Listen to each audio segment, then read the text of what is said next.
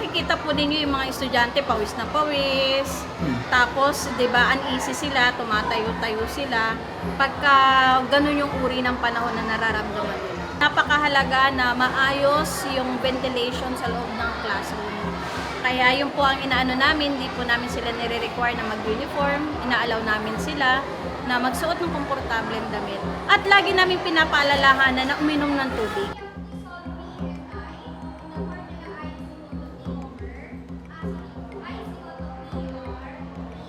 Po nung sobrang init sa student, ayun, yun nga umiiksi po yung attention nila.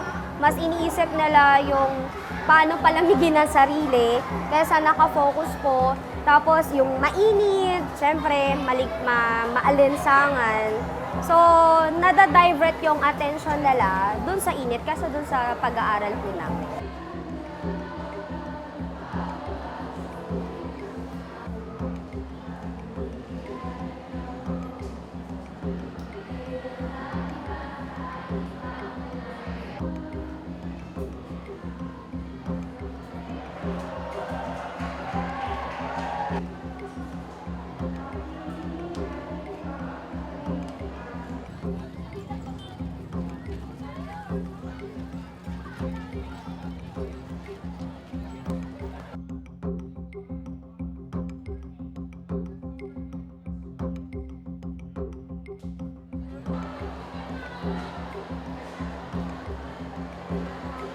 That's actually the challenge.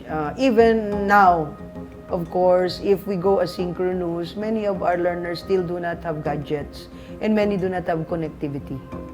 Okay, and that's why it's important that we have modules that they can use. The schools give those modules to them, they can bring these home and they can work on the activities. And then when we have limited face-to-face classes, then that's the time that they discuss the results or their answers in the module.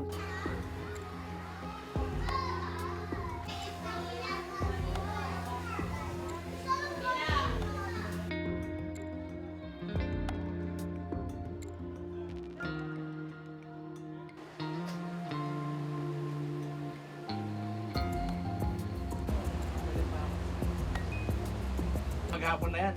Buong maghapon na naka-on. Opo. Tatlo. Tatlo po. Tapos uuwi dito, nuubo. Ayun po. Pag sa init, pag natutuyan po siya ng pawis. Kaya binabaunan ko siya tubig para hindi siya ma-dehydrate ba sa sobrang init.